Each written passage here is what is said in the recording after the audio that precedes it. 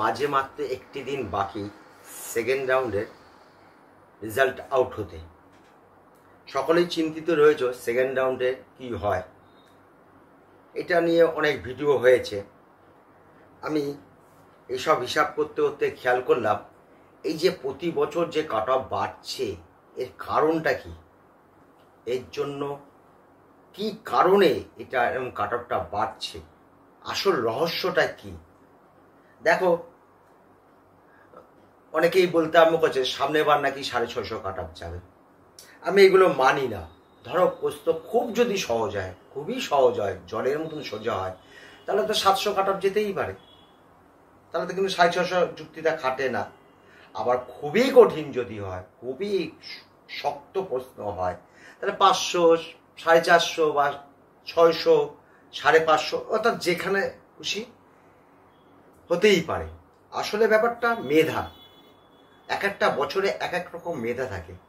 কাট অফটা বড় কথা নয়, এটা স্ট্যান্ডার্ড মেধাটার উপরই নির্ভর করে কাট অফটা কত যায়। তাহলে দেখবে প্রতি বছরই অল ইন্ডিয়ার সঙ্গে আমাদের প্রায় 20 নম্বর ডিফারেন্সটা থাকে। অল ইন্ডিয়াতে একটা অ্যাভারেজ করে নিতে পারো, সারা ভারতবর্ষের সমস্ত ছাত্ররা একত্রিত হয়ে অল ইন্ডিয়াতে ভর্তি হয়, তার সঙ্গে মোটামুটি 20 থাকে। এইটা হলো প্রাথমিক আমি একটা ভূমিকা বললাম। এইবার তুমি যদি আমার স্ক্রিনের দিকে তাকাও, দেখো প্রতি বছর আমাদের রাজ্যে 2 করে কাট অফ বাড়ছে। একটা ক্যালকুলেশন করতে বোঝানোর চেষ্টা করছি। দেখো, 22 সালকে তুমি যদি ধরো, অল ইন্ডিয়া কাট অফ 596 আর আমাদের 573। ডিফারেন্স কত অল ইন্ডিয়ার সঙ্গে? 23।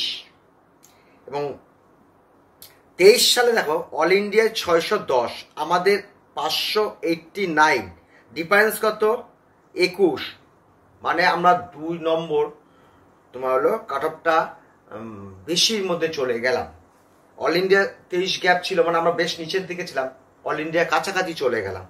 এবং এই বছরের সেকেন্ড রাউন্ডে দেখো 19 ডিফারেন্স, 2 কমে গেল, 19 এসে গেল। এইভাবেই যদি চলতে থাকে, সামনের বছর হয়তো অল ইন্ডিয়ার সঙ্গে 17 থাকবে, তার বছর আসবে 15 আসবে। তাহলে এতগুলো বললাম কেন, এবং এর জন্য কি হলো প্রধান দায়ী, একটু বোঝানোর চেষ্টা করছি। এইবার আমি আসল পয়েন্টে আসছি। দেখো, 22 সালে সারা ভারতবর্ষে 17,64,000 ছেলে পরীক্ষায় বসেছিল, আর আমাদের 86,604 জন। তার পার্সেন্টেজ, সারা ভারতবর্ষের পরীক্ষার্থীর পার্সেন্টেজ 4.9।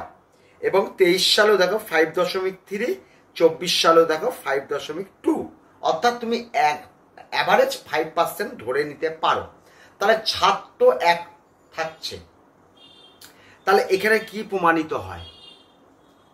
অল ইন্ডিয়ার কিন্তু থেকে আমরা আস্তে আস্তে কাছে চলে আসছি। দেখো, এমন করে যদি চলতে থাকে, দেখো 10 বছর পর আমাদের অল ইন্ডিয়া কাট অফ এক হয়ে যাচ্ছে। তার কারণটা হলো অল ইন্ডিয়ায় কিন্তু সিট বাড়ছে, কিন্তু বেঙ্গল 2 বছরে কোনো সিট বাড়েনি। যদি ছাত্রদের ক্যালকুলেশন করো, এই জিনিসটা দেখো, এই যে 86,000 থেকে 1,17,000, স্ক্রিনের দিকে তাকাচ্ছ, প্রায় ওয়েস্ট বেঙ্গলে 31,000 ছাত্র বাড়ল, কিন্তু একটিও সিট বাড়ল না সরকারিতে। এবং অল ইন্ডিয়াতে দেখো মোটামুটি 17.5 লাখ আর 23 লাখ, প্রায় ধরো 5.5 লাখ, 5.5 লাখের মতন ছাত্র বাড়লো, এদের জন্য সিট বাড়লো, কিন্তু আমাদের সিট বাড়লো না। কিন্তু সবসময় 5% আমরা করছি। কি সিট বাড়লো? দেখো, 23 সালে প্রায় 9,000 সিট বেড়েছে, তার মানে এটার মধ্যে অর্ধেক থাকে, একটু 19-20 হয়, তুমি 4,500 ধরে নাও। আর এবছর তুমি 2,000 ধরে নাও, 6,500 সিটের মতন গভর্নমেন্ট মেডিকেল কলেজে সিট বাড়লো। 6,500 সিট বাড়লো, মানে সরকারি গভর্নমেন্টে। আমাদের বেঙ্গল হলো নীল, কিচ্ছু নেই, 31,000 বাড়লো। এর কিন্তু 5% আমরা। তাহলে সেই যদি তুমি ক্যালকুলেশন করো, 5% যদি দাও, প্রায় 330টা আমাদের সিট বাড়ার কথা ছিল, কিন্তু আমরা পাইনি। এই 330টা যদি তুমি সিট বাড়াও, তাহলে দেখবে আবার তুমি এই যে দেখাচ্ছিলাম 23 নম্বর ডিফারেন্স হয়ে যাবে, অর্থাৎ 4 নম্বর কাট অফ কমে যাবে। 330টা যদি সিট বাড়ে, অঙ্কে যেটা বেরোচ্ছে, তাতে তোমার কাট অফ কমে যাবে প্রায় 4 নম্বর। কি করে? 1000-এর মধ্যে আমরা 65 জন থাকি, যেখানে আমাদের কাট অফটা থাকে। তাহলে তুমি দেখো এই যে 1K ইকুয়াল টু 65 জন আমরা থাকি, তাহলে এখানে তুমি যদি ক্যালকুলেশন করো তাহলে 5K কাট অফ কমে যাবে।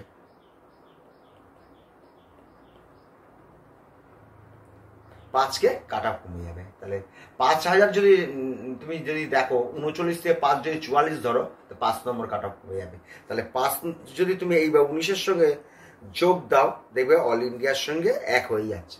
অর্থাৎ এর প্রধান যেটুকুনি আমি কারণ বুঝতে পারছি, সেটা কিন্তু সিট না বাড়ার জন্যই হচ্ছে।